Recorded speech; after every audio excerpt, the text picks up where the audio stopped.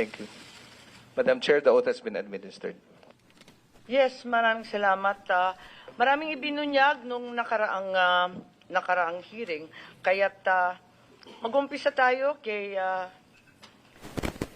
Secretary Remulla with a very simple question.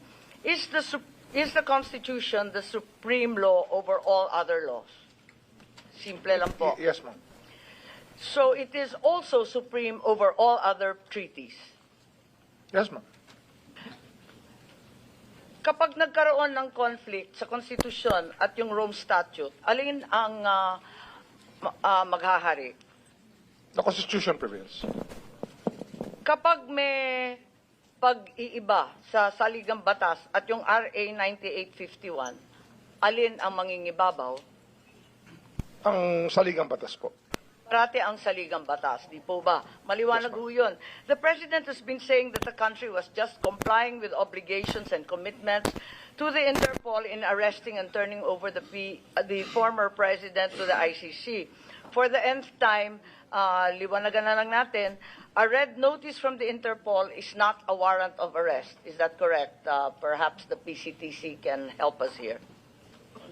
Tama po kayo, Madam Chair. Ang red notice po ay hindi siya warrant of arrest. At ang pagka-alam ko, nung November 21, 2024, may nakita ako pero hindi ko na mahanap ngayon, biglang nawala sa ating website, sa DOJ website, isang legal opinion tungkol sa UAE na sinasaad na hindi maaring ang Pilipino ay hindi hayaan umuwi, ano? Maliwanag po 'yun. Kaya't nagtataka ako kung baka naman si Attorney Chan may kopya pa nun kasi ikaw raw yata yung author. November 21, ito tungkol sa UAE to. Walang kinalaman dito sa kay PRRD. Good afternoon, Madam Chair.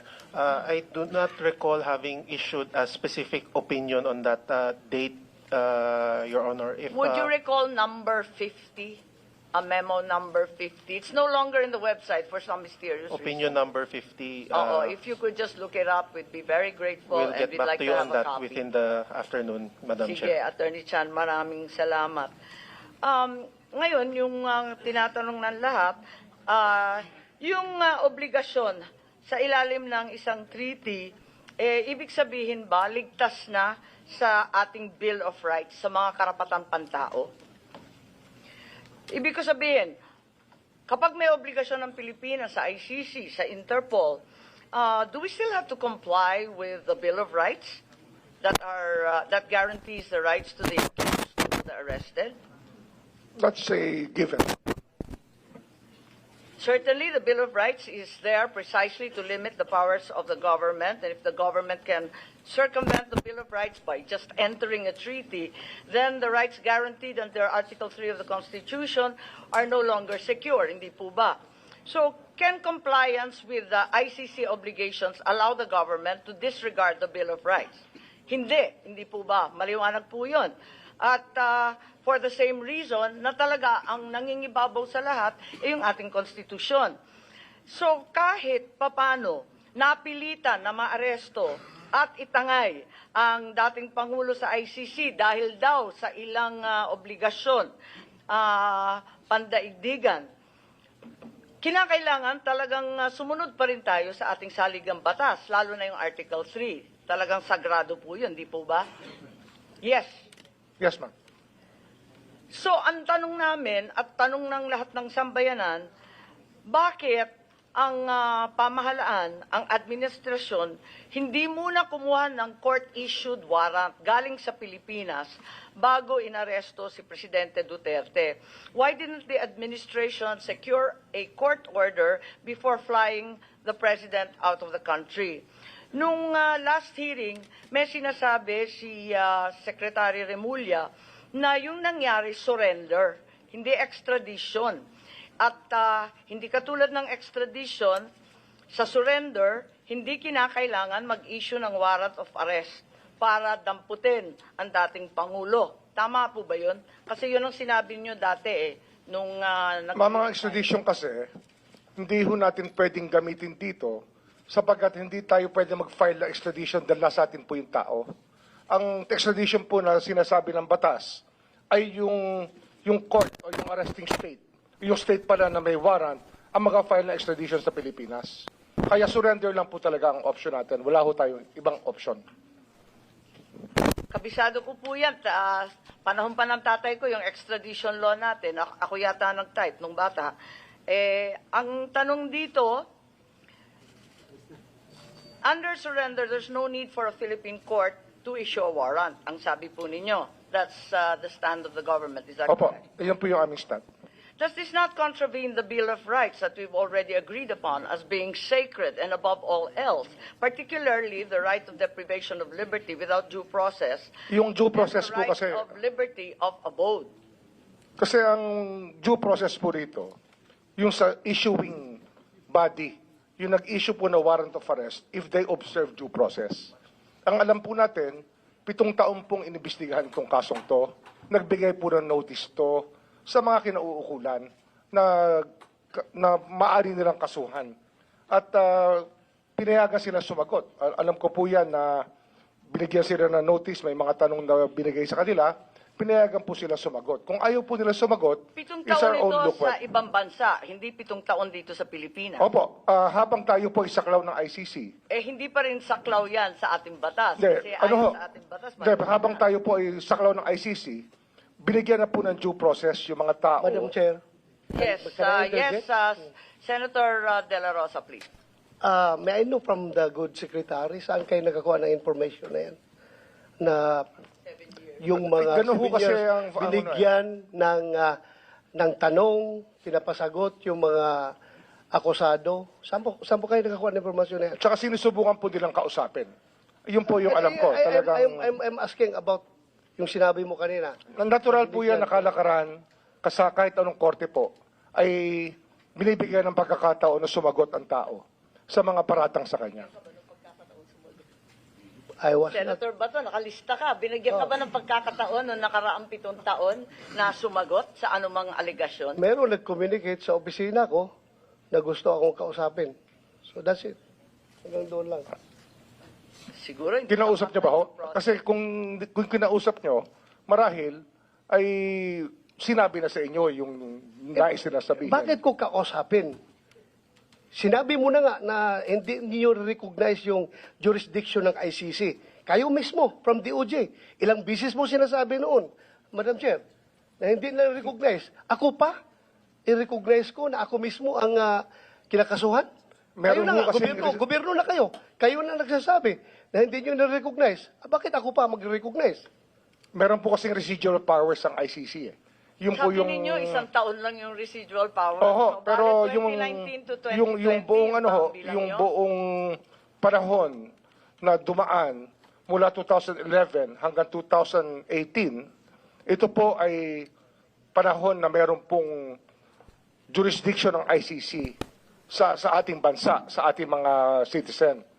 Ngunit katapos nun, nawala na ho yung itong, hindi na ho natin maaring kilalanin sapagkat umatras po tayo sa pamagitan sa ICC nung inatras po ni President Duterte noong 2017 na naging effective lamang noong 2018.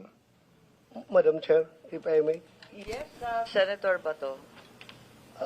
Siguro, Secretary Remulla, you are aware about yung dalawang dissenting opinion na sinabi ng dalawang membro ng pre-trial chamber ng ICC na nagsasabi na yung jurisdiction, about temporal jurisdiction, ang magti-trigger lamang ng investigation is yung paghihingi ng pag-request ng permission ng prosecutor to the ICC.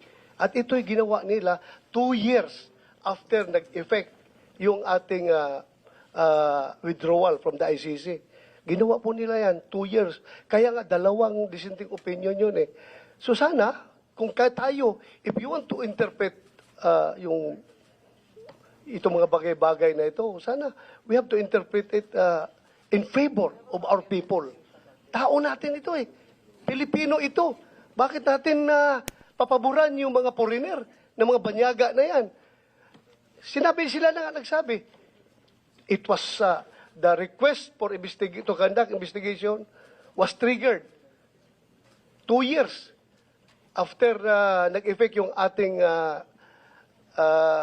withdrawal. But then again, Madam Chair, I will leave it at that. Please continue. Yes, Senator Cayetano, please. Just a manifestation on that point, and of course, our friend, the DOJ Secretary, can rebut or give a retort. Magandang hapon po sa inyong lahat. Justice Ascuna, thank you very much po for giving us time and being here today. Actually, isang main contention siguro yung residual power sa case sa Supreme Court, and as the Justice Secretary said, it's sub judice, and of course, everyone will be waiting for the decision of the Supreme Court. Ang point ko lang kasi, both sides, the pro-Duterte, anti-Duterte, want accountability. The pro-Duterte feels that the accountability is the drug lords, etc. And if President Duterte did something that amounts to a crime, pero ang accountability dapat dito sa Pilipinas at tamang proseso. So doon naman sa gustong i-hold, anti-Duterte, gusto siyang i-hold accountable, siguro naman ay it's safe to assume that they also want yung tamang proseso.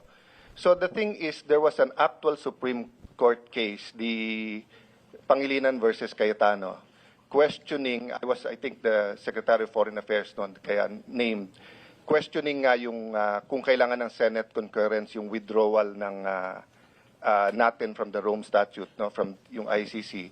Pero nakalagay din dun sa case na yon, let me paraphrase, that the Supreme Court can continue to review yung actions ng executive.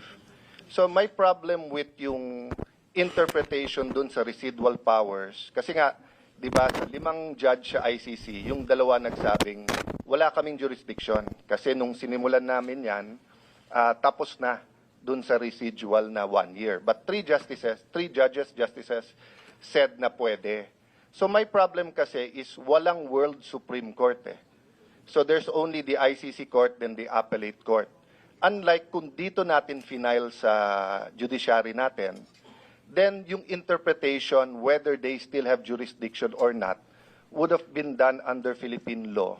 And President Duterte would have been able to present his case not only as to jurisdiction, but as to whether or not there is probable cause. So I'll stop there, Madam Chair. And again, I think this is a point of disagreement, but I just like to manifest that, no, that we can argue back and forth whether or not may jurisdiction ng ICC, and the reality is nandun na si President Duterte. But for future cases, whether it's Senator Bato or others named, I gave 2 examples. No, if suddenly there's a witness from Marawi and they said that our troops killed children and women, and then nag-issue ng arrest ang ICC, or if the military suddenly uncovers a mass grave in any part of the country and says na nilibing yan during 2011 to 2015, I want to know whether the ICC can issue a warrant and then pwedeng idiretso na silang i-expel, i-deport, or whatever we call it. And I guess in the finality, Secretary, is that the Supreme Court will rule on that. No? But just to clarify matters, I want to put that on record, that that's what I want clarified. Madam Chair, thank you. Maraming salamat kay Senator Cayetano. Gusto ko lang ipaalala, and I think Executive Director Alcantara is here. In the diffusion notice, if we will recall, on the second page, apakaliwanag na nakalagay with a view to extradition. Walang binabanggit na surrender. With a view to extradition and assurances given that extradition will be sought. 2 beses inulit ng Interpol to. Extradition is explicit. Secretary Remulla, kung obligasyon natin, ang obligasyon natin, extradition. Pati yung Interpol, yan ang sabi. Sila ho ang magka-file ng extradition, hindi po tayo. Hindi ho namin option yon. Yung po option po nila yon. Hindi namin option yon. Kasi ang option lang po namin, surrender lang. At sasagutin natin ang extradition kung sila po ay mag-file. Under the law po. Liwanagin natin, ang surrender option kapag foreign national. Ang liwaliwanag po niyan nandito sa ating batas at hindi rin kayo nag-intay ng request for extradition. even though only 12 to 15 hours as measured by Wala General pong particular reference yung 9851 sa foreigner. Ito po ay sa offender lang ho, sa accused. Yun lang po ang reference ng 9851. Makikita natin, kasi kinalkal na natin dito sa Senado, nanggaling rin sa Senado yan, na ang nakasaad sa Article 17, yung dulo, RA 9851, talagang maliwanag na surrender para sa foreign national. Ilang beses na rin pinaliwanag ni Attorney Medina yan sa first and second hearing na maliwanag na para sa foreign national yan. Kaya mukhang malabo ito. Sa interpretation po yun, hindi ho sa batas yun. Nasa transcript po, ang liwaliwanag, may amendment si Senator Subiri at the time, nakalista lahat ng bill spending, pare-pareho po ang referral sa foreign lang, hindi po pwede sa Pilipino. Hindi bale, tulad nga ng sinabi ni Senator Cayetano, we agree to disagree, hindi po pwede para sa amin, maliwanag. And I'd like to call on Justice Ascuna at this juncture. Reference has been made to RA 9851, yung Article 17 nga na sinasabi, na sa ngayon, hindi na yung Rome Statute kasi post-2019 na tayo. No? So, ang huling kataga, pursuant to the applicable extradition laws and treaties. It's very clear, it's the last sentence of Article 17. And in an interview, the former Supreme Court Justice Adolfo Ascuna opined that surrender must be made pursuant to an applicable treaty. And since the Philippines is no longer a party to the Rome Statute, what then is the applicable treaty? Wala nang treaty. Dahil ang ini-invoke nga yung Rome Statute, wala na ngayon. Siguro si Justice Ascuna mas mahusay magpaliwanag. Thank you very much, Madam Chair. Regarding the applicable provisions, the justification given by government for the surrender of former President Rodrigo Duterte to the ICC consists of two grounds. One is the warrant of arrest issued by the ICC and served through the protocol of the Interpol. The other is Section 17 of Republic Act 9851, which is the Philippine IHL law, and which provides that if a person is already being investigated for the crimes covered by this act, which includes crimes against, which includes the crimes for which President Duterte is being charged, is already being investigated by an international tribunal. The relevant Philippine authorities may surrender such person to the international tribunal, but it adds pursuant to the applicable extradition laws and treaties.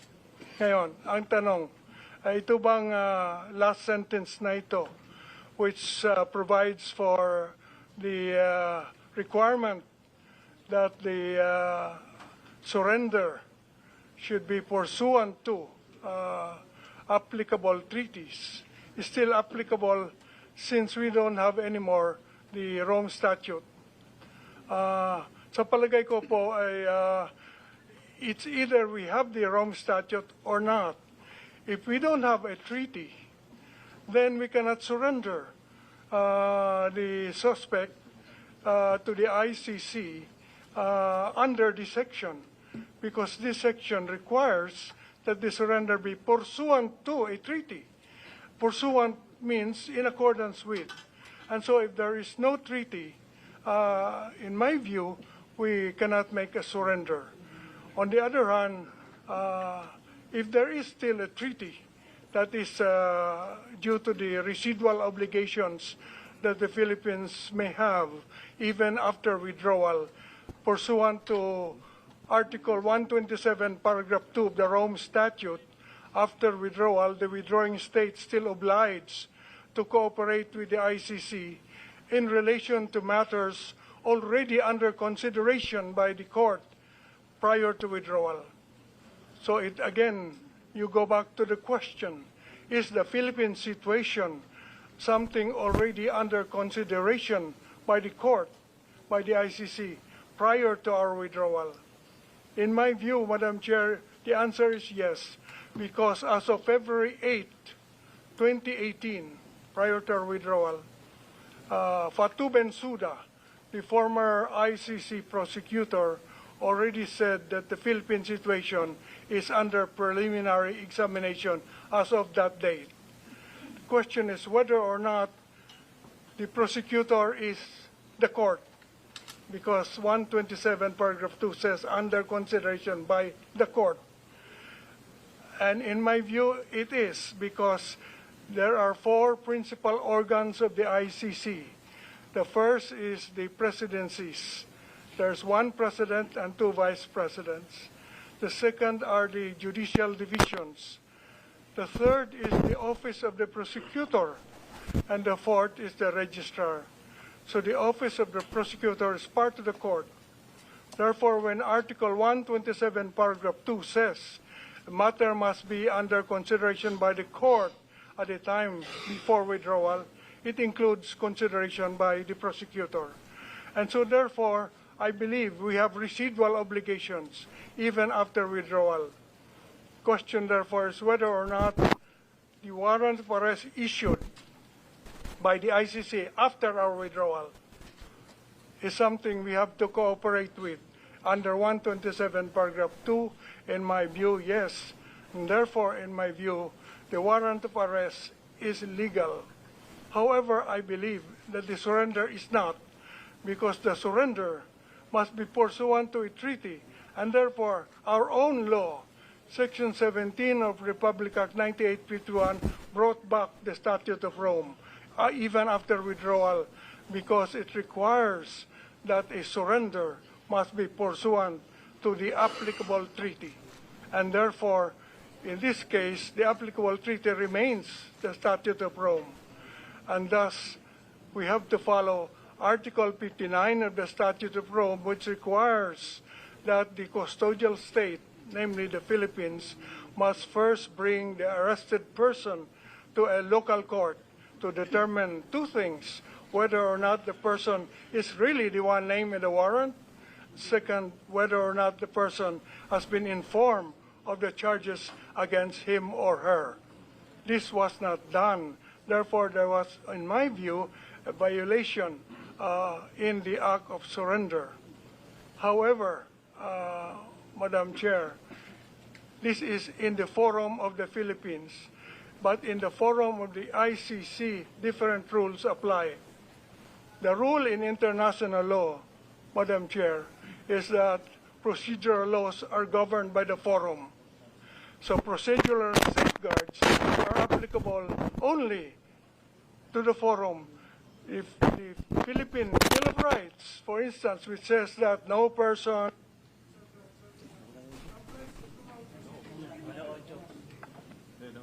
however, criminal proceedings before the ICC is governed by their own procedure. This is in accordance with private international law, that procedures governed by Lex Fori, the law of the forum. And therefore, we go to the procedure in the ICC. In the ICC, I believe they follow what is called mali coptus bene detentus, meaning that even if the arrest is illegal, the detention can be legal.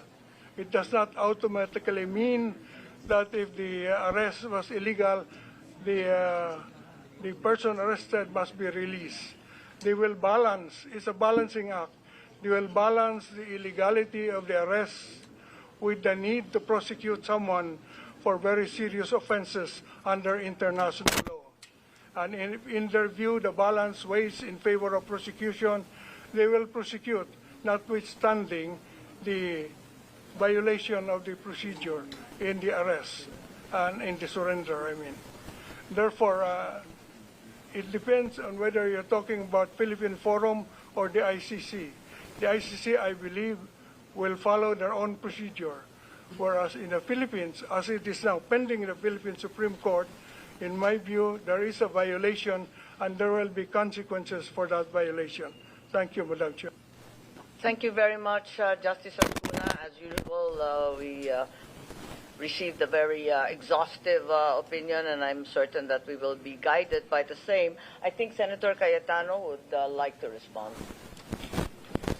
May I take advantage of the knowledge, wisdom, experience of Justice Ascuna, not only as a former Supreme Court justice, a recognized legal luminary, but as a member of the Constitutional Commission. Sir, can I take a step back? When the Constitutional Commission discussed the Bill of Rights, and in Section 2, the rights of the people to be secure in their persons, houses, papers, effects, against unreasonable searches and seizures of whatever nature and for any purpose shall be inviolable, and no search warrant or warrant arrest shall issue except upon 1, probable cause, 2, be determined personally by the judge after